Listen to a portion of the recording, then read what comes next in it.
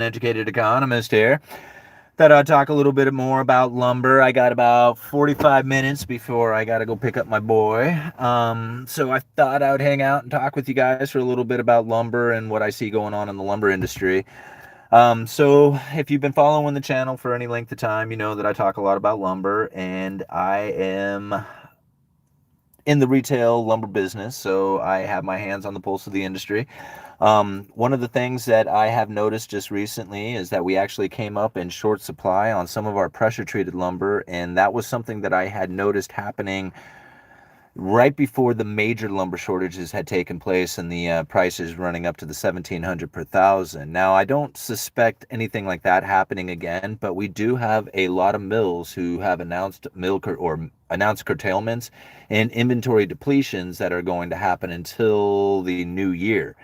So when you look at the futures price, lumber futures had dropped down to around the 450 per thousand. It got a little less than that, but around 450 per thousand was where the lumber futures had recently dropped to. That is a very, very normal price. That was something we had experienced back in 2017, 18. So 400 per thousand, 500 per thousand, yes, this is average pricing. Something that happened today, one of the guys who I work with, he does the adjusting for pricing because you got to stay competitive. So twice a week you get a what they refer to as print, which is what the lumber prices are going for, and then you adjust your prices to print so that you can stay competitive. I mean, you don't have to adjust them, but everybody does. So we adjusted the prices today, took 2x4/8 down to $4.25. Now, I've been told from other places in the country that they're down around $3. Some people even said that they were able to buy them under $3 for a 2x4/8 standard and better. But at 425, that is the retail price that we are looking for. This is something, I mean, I think we were selling 2x4s back in 2017 at 425 a piece. So yeah, if you're looking to do projects, if you have a framing package that you need, now is your time. You're not going to find a better opportunity to buy your lumber in the next couple of months. It's now. Now is the time. Now, I'm not trying to say that lumber prices won't you know, be coming down again in the future, like after this, but right now we have the futures going up. Mills are tightening up inventory. We're seeing it happen. The prices are now starting to, well, as far as the retail side, have hit their bottom. From here on, they're going to start ticking back up, depending on how fast your supplier is going through their material. So if, like I said, if you're looking to buy a package, I just don't see you getting a better deal than what you're going to get here now and over the next couple of weeks. After that, I couldn't tell you what's going to happen. I mean, I'm sure they're going to go up, but I couldn't tell you how fast, how far. You know, you might be able to get a better deal, like, you know, maybe sometime after the new year if there's more inventory brought online. But for the next, you know, couple of months anyway, these next few weeks are going to be your best buying opportunity, at least as far as I can tell. As far as going into the housing industry, you know, this is one of the things that I think about is that there's not a lot of builders out there happening. Like, there's less starts, less permit issuance, and less packages, less framing packages being put out there. That is not a good sign for new inventory coming onto the market. Now, this is something that we need to look for as far as like housing market crash or prices coming down. Is you're looking for new inventory, whether it comes from the builders or foreclosures. I mean, it's got to come from somewhere. And it doesn't look like it's going to be coming from the supply side of things with the builders. We're still waiting for the foreclosures. I would imagine we would see a rise in foreclosures if we see the unemployment rise, which the Federal Reserve has promised they will do, but we ain't seen that yet. So, I mean, in some areas, there's people who have been reporting on it, seeing foreclosures, seeing prices come down. But as far as like across the nation, that's the average thing happening. Not yet. Will it? I'm sure it will. But as far as now, not yet. Let's see here. What else did I want to talk about? Yeah, I think that's it. What else are you guys talking about? Meat bingo, please. Yeah, I know. I would love to do the meat bingo thing, but like I said, it was not an issue, but a situation had come up where I decided that I needed to stop doing the live streams on bingo until I could find a little bit more appropriate way of doing it. Basically, what it came down to was there's people who are in the background who may not have wanted to be on video. So I just need to make it so that that isn't a problem. And and then not have any issues, because I don't like, before it became an issue, I stopped it before anything could happen. At least hoping that anything could happen, so that if I did find a way that I could get it back up and live again, then I could do that without any issues. So anyway, how to store 2x4 long term? Inside, dry, um, off the concrete floor. Spacers like sticker so that air can get in between it, but mainly moisture is your biggest issue. That's going to be like the major thing that deteriorates your 2x. But pretty much, if you can find a dry place to put it, I mean, building materials could pretty much last indefinitely. I mean, not forever, ever, but long enough that you can just hold on to it for years, and not have any issues. Let's see. Vegetable bingo? Alright, let's see. It's cheap open cell foam that disintegrates. I'm done building my garage, and the prices were very reasonable at the HD. Double snake eyes. Right on. IUE. Okay, the Uneducated Economist. I found lower grade hardwood flooring about $1 square foot. Does that seem a proper price? $1 a square foot is a really good price. I mean, that's like, I mean, I guess it depends on what kind of flooring you got, but just about anything as far as flooring goes, if you got it for $1 square foot, I can't imagine you getting better than that on just about anything. What about CDX? CDX, yes. Now, CDX typically, like, there's a couple of grades of CDX. Typically, the most common are 4-ply and 5-ply. If you're not familiar with CDX, CDX is a plywood 4x8 sheets, typical, used for sheathing. So if you're building a new construction, new home, you got the skeleton, that's like the 2x4s, 2x6s, and then the plywood that goes on the outside, that's referred to as the sheathing. CDX, half-inch CDX, is a very common sheathing plywood. OSB is also another popular one. For my particular area up here, we can't compete with the OSB. Like, the prices that we pay from our vendors is more than what our competitors are able to pick up their truckload pricing for. So really, we haven't even stocked OSB in like 2 or 3 years now. But the CDX prices, so the half-inch CDX, which is the more favorable, higher grade plywood or sheathing than the OSB, typically would sell, like on a 5-ply, would typically sell for around $18 to $22 a sheet, somewhere before pre-pandemic. During the height of the shortages, half-inch CDX, we were selling it for over $80 a sheet. 80. I mean, like $80 a sheet. Like, nobody saw that one coming. Today, we have that same half-inch CDX 5-ply selling for $30 a sheet, and the 4-ply is down at $24 a sheet. So we are getting closer. We're not quite to normal on the plywood yet, and I would imagine that once those OSB market finally fills in and is able to distribute throughout the rest of the industry on a more consistent manner, then you would see the CDX prices probably come down to that $20 a sheet. I hear in some areas that it is at $20 a sheet, which again is back to normal retail prices, something that we had experienced back in 2018. So yeah, both your framing lumber and plywood, sheathing plywood, have come down. Everything else is still expensive. Like fiber cement siding, that's now available. Like before, I had issues trying to get fiber cement siding in. Now it's all available, but it's still pretty pricey. Like it hasn't come down to as far as any kind of reasonable price to what we had experienced before. Doors and windows are still, a long lead time on them, and expensive. Doors have shortened up on the lead times, but the price is still quite expensive up there. The only thing I really see as far as coming down in price has been the framing lumber. Everything else still seems to be elevated. 15-pound felt never really moved. It went from $32 a roll to $35. That was the entire time. It never really moved much at all. So, like, felt paper apparently didn't feel the effects of inflation. Not sure how it seemed to miss it, as everything else kind of went up in price, but not felt. Anyway, what's the next question here? I just bought 120 sheets of 15-30 seconds thermal barrier at 1935. Do you see this getting lower than this? No. I mean, it could, but you're talking like very just pennies or, maybe $1 or two. I'm guessing on that. I mean, it could go down a lot more, but I think that's a great price that you got it at, and you're not going to save a ton more if you were to have waited.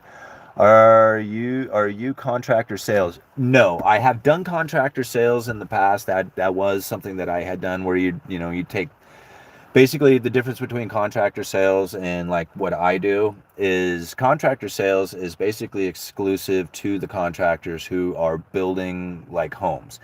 The contractor sales service is making sure that there's a steady flow of material constantly going to those job sites, making sure that they have the special order beams that they need and stuff like that. So they're basically focused in on the home builders.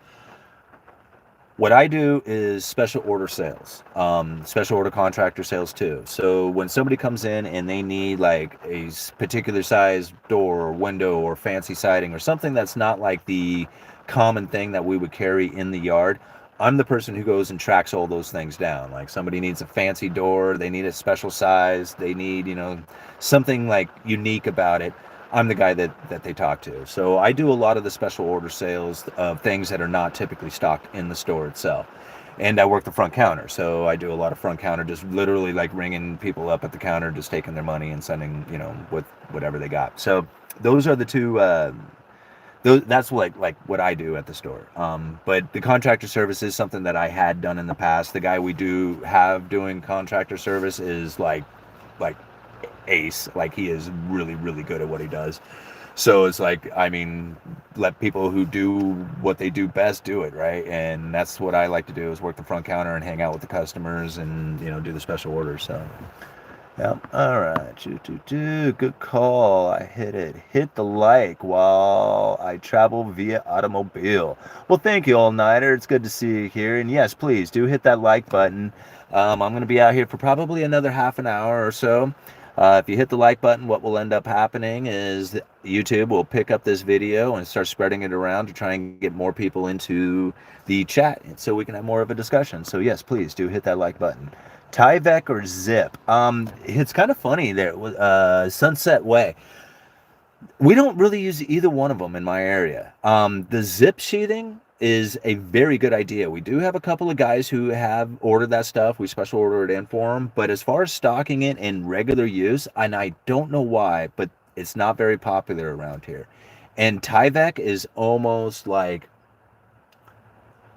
the point that it is hated, like despised around here. And I think the reason is that it is so it is constantly raining here. The moisture level and the humidity and the mold issues and all that are incredibly prevalent in the Pacific Northwest. Tyvek is just awesome vapor barrier, right? So Tyvek is a house wrap. So when you sheet the house and before you put the siding on, you put what they refer to as a vapor barrier up. Some people will call it rain shield or drain wrap, or they have all these kind of fancy names for it, but pretty much it's a vapor barrier, and it creates like a barrier between the siding and the sheathing itself. So if any moisture gets back there, it hits that vapor barrier and then rolls out of that. It doesn't make it to the sheathing itself or to the framing itself. So this Tyvek, although it's a really awesome product, everywhere else in the entire country except for the Pacific Northwest, because what ends up happening here is that when you seal the house up too tight, then the moisture ends up getting locked into the house and it ends up creating mold issues. And that's where a lot of people had found when they started using the Tyvek. Now, again, could be conditions, when they used it, how they used it, all kinds of stuff. But it happened quite a bit, and it's turned out that Tyvek was the common denominator inside of these issues. So it's not a very popular product up here. Tyvek isn't. Now, we do sell it. It is, something that, comes through the yard, but mostly it's a 2-ply vapor barrier, drain wraps. So like you put up like a felt paper and then they'll put up another drain wrap or something like that. Those are the more common ones, surprisingly, but like as far as like what most people use throughout the nation, the Pacific Northwest is like very different from everywhere else. I in North Idaho, Tyvek is actually used as a siding substitute. Jesus. Will low lumber prices put further pressure in home prices? I doubt it. Like, I mean, as far as bringing prices down, I doubt it. Just because, like, although the framing package is a huge portion of the overall like job, it's not it's not enough to bring down the price comparatively to what the labor cost is going to be, what the all the rest of the building materials are going to be. Just the fact that we still have like delays and shortages that are happening, although those are less than what they once were. All those are input costs going into the new construction. So although we have one aspect of that, the framing part coming down, it's I don't think it's going to be like a significant portion of the overall price of the home once it's completed. I mean, it could bring it down a little bit, but not a lot. How many UE fans find you when you're at your day job? I do. I have occasionally. I'll have a fan come in and they're most of the time. I would have to say that pretty much everybody who has ever approached me has been very respectful and understands that I'm at work, and so they just say, hey, I just wanted to pop in, shake your hand, say how much I like the channel, and then they bail. Like they head out right away. So and I appreciate that because I don't want like I don't want to be in trouble for having like fans coming in and like taking up my time when I should be working. So I mean, they've come in and but it's been pretty respectful. They show up at bingo, surprisingly. Like a lot of fans will show up at the bingo game and hang out, and play bingo with us for a while.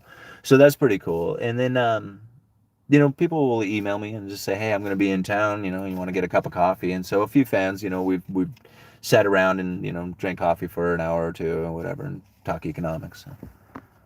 All right. I see Tyvek being used all over in Eastern Washington, especially apartments. Yeah. Once you get like probably about 50 miles from the coast, then Tyvek becomes really, really popular. It starts becoming, a lot more use of it. At least, from what I've seen. It's not like it's a non-used product. It's just not nearly as popular, at least in my area, what I mean. Log homes won't pass local building codes. Lumber needs to be certified and stamped. Yep. Do you regret buying at the top of the market, not intending to be rude? No, I absolutely do not regret this. I had a hell of a time. I didn't want to. Like I struggled, buying that house at the height of the market because I'm like 1 year into it. It's like 1 year ago, like right now, that I purchased that, that I signed the deal on that house. Over the course of the year, the Zillow estimate of the house has gone up dramatically. So, I'm not terribly worried about like there being a major downturn and me going underwater on the house. They, because I had a foreclosure in my past, they made me put a substantial down payment on the thing. So not only did I put a huge down payment on the house, but it also went up dramatically. So it could have a serious downturn in the Zillow estimate price, whatever that's worth. And still, like, I don't think I would go underwater on this home. Could I? Sure, but I don't regret it at all. I have a very low interest payment on it. All the rest of the homes around here have not come down dramatically in any way. So I just don't think that I would have been able to pick up a home in my area for the deal that I got on right now. Again, like that could change over time, but at this point, I'm pretty happy with the fact that I bought that house and I'm in it. Nice. Glad to hear that, bro. Yeah. Well, I am too, because it was a tough go of it, I mean, you guys know, you watched me go through it. I mean, it was crazy. Like, I had saved up this money and then they were like, no, you're going to need a lot more money than that. And then when it came down to it and I gathered up all the money that I could possibly gather and they're like, yep, that's enough. That's exactly the amount that you need. I had like $300 left over in my bank account. Like it took every dime from me. But here it is a year later, and I mean, I got a little bit of a savings back, and I'm not nervous about anything. I'm a payment ahead on my house, so I'm cool. I mean, I'm all right. As long as you can keep making the payments, you'll always be fine. Yeah, no, I mean, it's cool. It's a great place. Are you still seeing supply chain and availability issues with random fixtures and other building materials? And when that happens, wouldn't that imply that the supply chain has rebalanced itself? Um, I am seeing lead time shorten up quite a bit. And like I said earlier, things like that did come up in short supply where I couldn't get it, like the fiber cement sidings and stuff. All that stuff is now available again. Pretty regularly available. There's not much that's really long lead time, except for, like I said, the windows are still out there a little ways. Um, even things like the metal, like the pole barn metal, I saw the price on that come down a little bit. Not dramatically, but, it peaked out and then it's dropped some. I think that if the sales continue to lag, then we'll probably see the metal prices come down even further. But again, they're still quite elevated, like nothing even remotely close to what they were before the pandemic. Still quite high. Anyway, but lead times are not nearly as bad as they once were. And the other thing that I've noticed, and something is more anecdotal than anything, but is that I when I answer the phone, a lot of times I'll get like trucking brokers who are looking to haul stuff around for us, like they want to haul stuff into other states or whatever. We don't really need those kind of brokers. Like we have our own fleet of trucks, and so we just run our own local deliveries. But it was the fact that those people are calling, because for the last year and a half, I haven't gotten one of those calls, and neither had the other salesman. And now I get them like 3-4 times a week, and so do the other salesmen. So these are guys who are looking for freight to haul. Like they have empty trucks and they need to fill them. And so they're looking to us to try and find stuff to haul around. So that leads me to believe that the trucking issue is like no longer there. Like I'm sure some areas of the country are still having issues, but for the most part, if I hear those brokers on a regular basis like that, they're looking for stuff to haul. They're ready. The trucking issue, I think, is gone. OSB has cratered. Yeah, I don't even know. Like some people were saying they were picking up OSB under $15 a sheet, which is a very normal price. I mean, it should be around $10 a sheet, but let's see here. Stop playing their game. All right. Are you concerned that massive amounts of farmland are being destroyed just to subsidize new housing markets? No, I guess I'm not terribly concerned about that. Probably should be. Let's see. Okay, sounds like the past few days were quite the terms of doom and gloom. What's happening in the economy? Yeah, I don't know. Go back and watch the last few videos I did. I was really nailing them, I guess. Not nailing it. I guess I should just like describing what I feel is happening into the economy in layman's terms. I think those last 3 videos did pretty good. Sorry for the profanity. What are you cussing for? Well, I didn't even see it. All right. Have ever thought about house hacking? No. What is house hacking? What does that mean? Truckers looking for work. Sounds like past few days. Oh, we already read that one. How would you invest 150K, or would you just keep it in cash? I know it's not a financial advice. Okay, yeah, because I don't give financial advice, so I'm not a financial advisor. 150,000. That's a lot to hold on cash unless you're really planning on doing something really fun with that. But that's a lot to sit on cash. I don't know if I would necessarily take any kind of major positions with all that. I would probably sit on a lot of cash, looking for that buying opportunity coming into the future. Right now it seems, although I started reading some articles that rents are coming down in some areas, I think rental income seems to be doing pretty well. If you're looking to get into real estate, I would find like rental income as far as that goes. But still, like sitting on cash for the next 6 months is probably not a bad idea. Like I don't see a whole lot of things that are going to like just really I don't see anything that's going to do better than the dollar over the next 6 months. Like the strong dollar is going to continue to pump, and everything is compared to the dollar. So if the dollar grows stronger, that means everything else is getting weaker or lesser compared to. So in my opinion, like the next 6 months, there's really I'm not excited about anything except for seeing a stronger dollar happen. Like I'm not excited about that, but that's what I see happening, and that's what I would do. But that's me, you know. The markets are being propped up by the thought of a pivot. Yes, they are. Yes, they are. I totally agree with that. Like anytime they ever see the market downturning and it's like, oh no, we got a market crash heading about us, just put out a narrative that there's going to be a Fed pivot. Just put it out there. Every single economist, all the famous guys, and even have a couple of the Fed officials mention pivot, and boom, the markets will whip right around. You know. I mean, don't tell me there's no credible threats being used. They said that they were no longer given the forward guidance. BS, right? Plenty of forward guidance out there.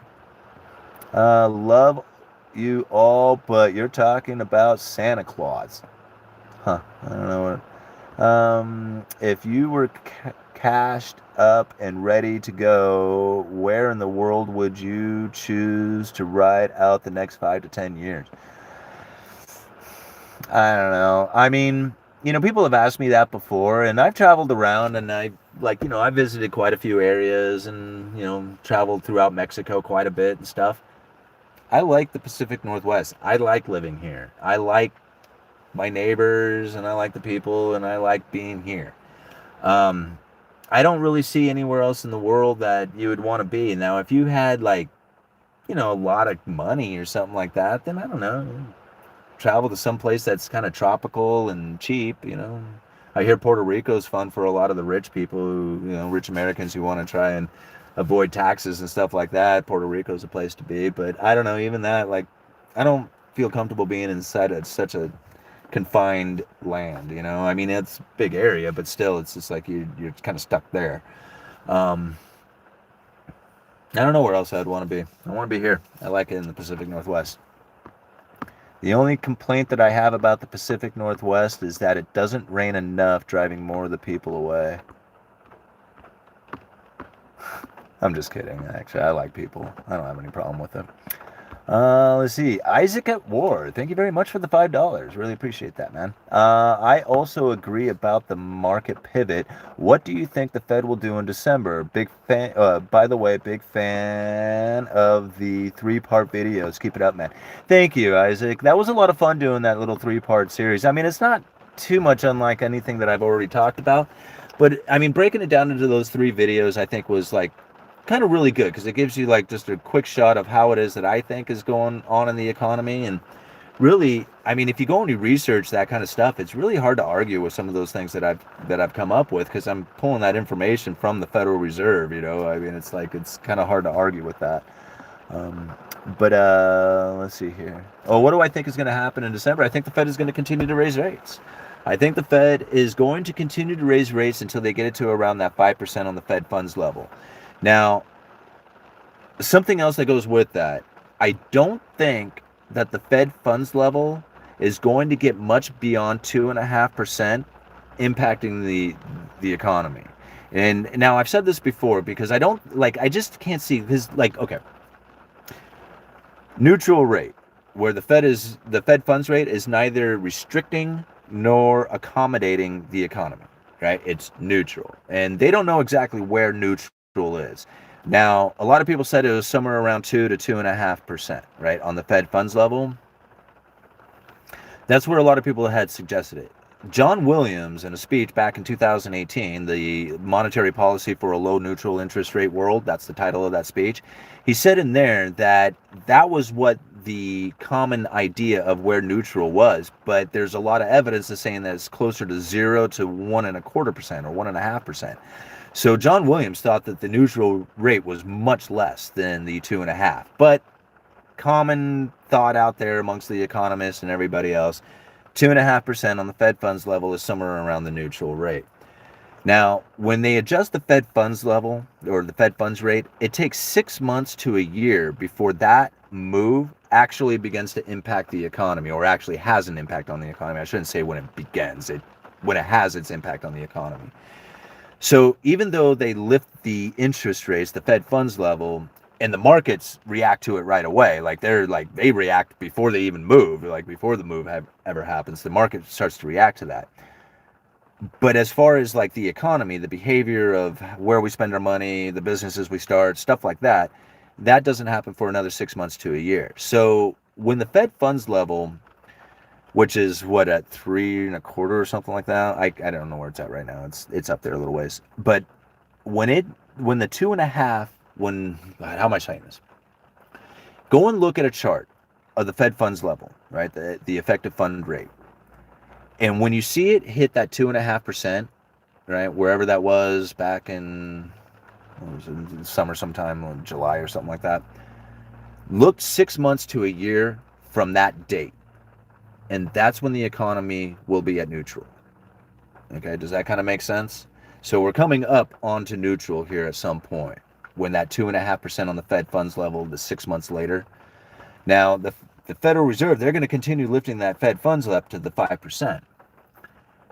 I don't know if they're going to actually allow that 5% to impact the economy. So it would have to be at 5% and then stay there for 6 months to a year in order for that 5% to hit the economy, right? To actually have an impact on the economy. I doubt they'll let it be there that long. So they're going to get it up to the 5%. They may stall out right there. That is going to be pissing the markets off, something awful. And you're going to see a big downturn. You know, you're going to see the housing prices come down. You're going to see all kinds of sales of cars and corporations failing. You're going to see all the pain that the Federal Reserve is talking about. It's going to be occurring right then. Right? So that's going to give them their move, right? They're going to be like, oh, crap. Okay, so the economy's turning down. We need to drop our interest rates down to 5%, whatever, to try and stimulate the economy. How far into the effective funds rate actually impacting the economy, where that'll be, I don't know. Like, it's going to be like the 3.25% that's actually impacting the economy. Is it going to be 4? Is it going to be at 2.5% neutral? That's something that I don't think a lot of people are taking into consideration. I don't know if I explained all that exactly right. Just understand that there's a lag time from the time that the Fed actually lifts interest rates to the time that actually impacts the economy. And when the Fed funds level was at 2.5%, that was the idea of being neutral. So 6 months to a year after that, the economy will be at neutral. Even though the Fed funds level will be at 5% and everybody will be flipping out about the mortgage rates and all that other stuff, the actual impact to the economy will be at that lower level.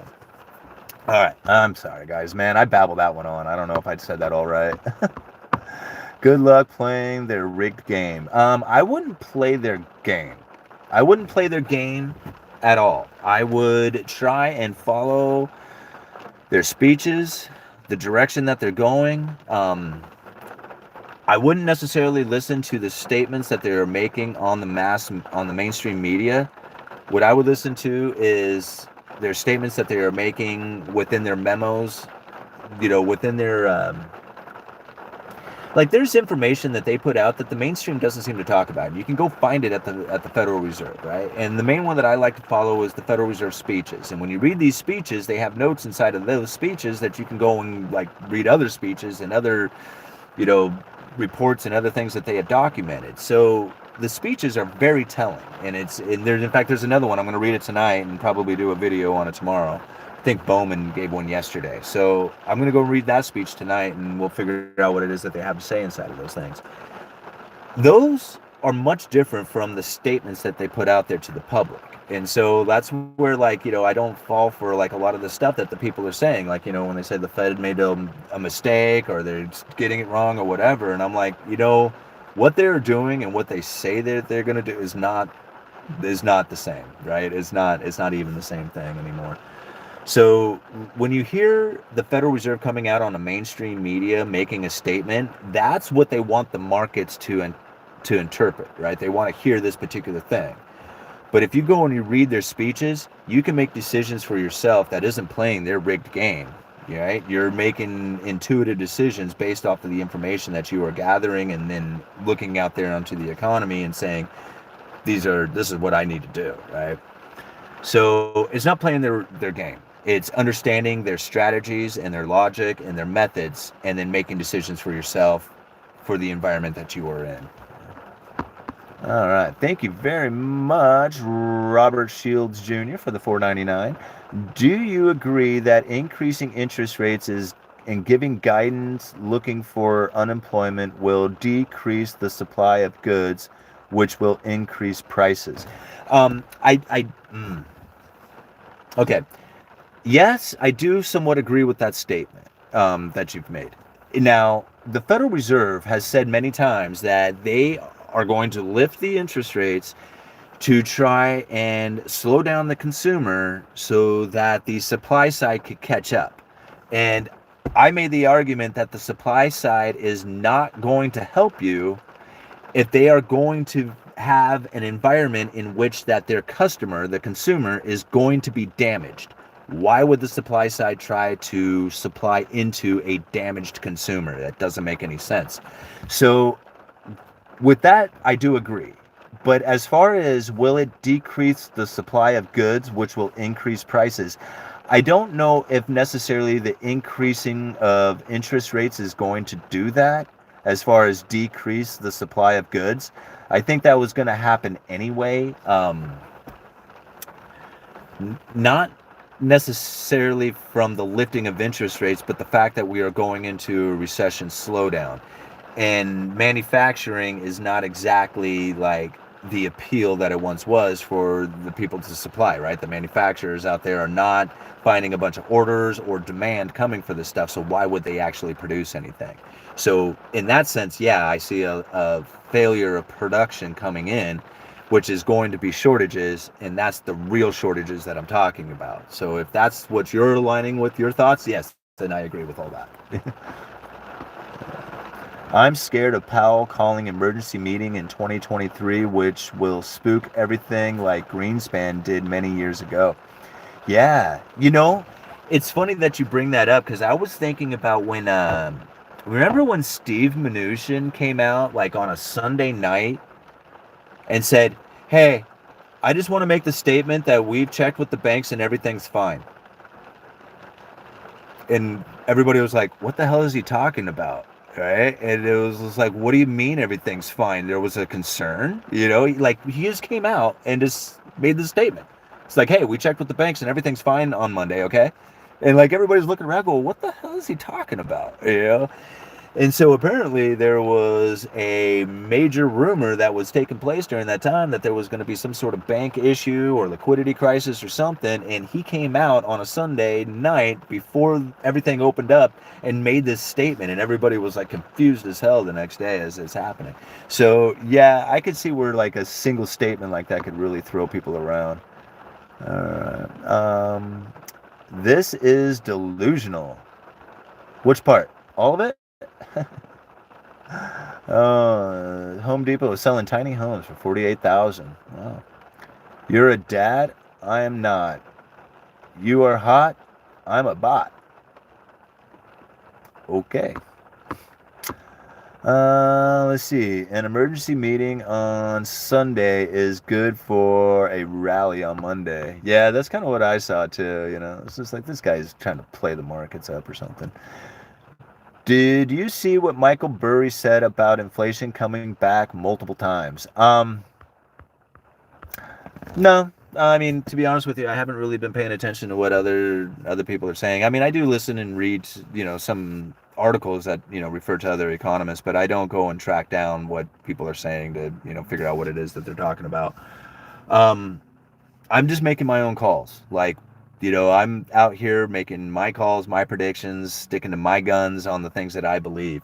What I found interesting is that I was calling the bullwhip effect months, a year before anybody else even mentioned the bullwhip effect, and Michael Burry gets all the credit for it, right? So, I mean, I think that was kind of whatever. I mean, I was saying it before he was, and it wasn't even me who was saying it, it was you. It was the viewers who were saying it. It was like, dude, you're describing the bullwhip effect, and so like it was not even me, it was you guys who were calling it out before Michael Burry was. All right. You can most certainly play within a con game, but just remember what it is. And that's right. Do you give real life examples of zombie corporations? I mean, just go and Google zombie corporations, right? And you can find a list of them that are out there. Now, whether zombie corporations are going to fail or not is a whole other story. Like, I mean, just like anybody else who uses debt to live. Like, how many people do you know live off credit cards? Like, they make their bottom payment, but they couldn't afford to live without their credit card. That's a zombie. That's a zombie person. How long can they last? Who knows? They can go on for years and years and years that way. But it's not a viable life, right? At some point it will fail. And it's when you basically run out of credit or more credit, available credit. Are those Bugle Boys you're wearing? No, I don't know what they are. To be honest with you, I think they're Kirkland or something. I don't know. I wear cheap stuff, which I'm not going to. I started buying better clothing since I have a little bit of money now. I thought I should start buying nicer clothes and wear nicer shirts and clothing and shoes and stuff. All right, I am going to give it 2 or 3 more minutes, and then I got to go get my boy. Bank reserve rates, not Fed rates. All right. Be thankful. Do you live off of the credit cards? All right, let's see here. If the Federal Reserve rates was higher, inflation would come down and liquidity would be increased. Am I correct? If the Federal Reserve rates was higher, inflation would come down and liquidity would be increased. Well, liquidity is like the cash in the system. So if interest rates rise, then are you talking about the overall liquidity or the return on capital investment? Because the return on capital investment would go up, and then in turn that would create more opportunity for there to be transactions and money velocity. So I guess if that's what you're saying, like the higher interest rates increasing the return on capital investment, creating like the buying opportunity or the purchasing power for people out there, then yes, I could see something like that. But that's the time. Like, it takes time for that return on capital investment to actually take place. Nah, save your cash, clothes are a waste. Yeah, but cars are a waste, right? Cars are a waste of time. Clothing isn't, right? I mean, clothing, you feel good, it's comfortable, that's not a waste, right? You get to enjoy it, and if you take care of it, it'll last you a long time. So I mean, to me, like, wearing nice clothes, eating good food, that's like important, right? Driving a fancy car is not. And I mean, it's not important to me at all. In fact, beyond anything other than transportation, I'm not really sure what a car is supposed to do.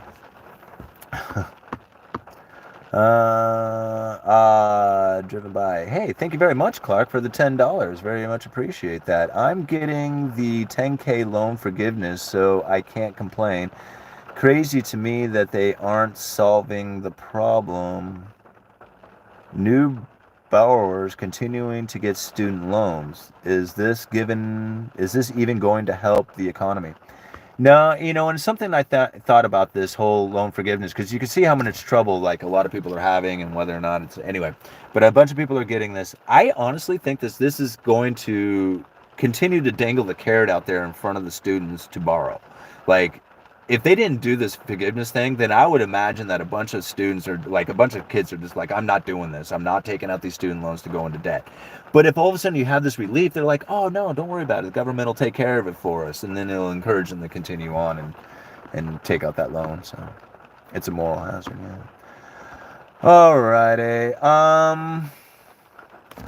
I gotta go, guys. Uneducated Economist, thank you all for being here. 279 of you came into the chat today. 110 likes. $19.99 in super chats, which is always so appreciated. You guys are always so supportive of the channel. I just can't thank you enough for that. And yeah, we'll talk to you guys tomorrow. I'll do another video. We'll talk about that Fed speech. So go read that Fed speech and we'll talk about it tomorrow. All right, Uneducated Economist, you let me know.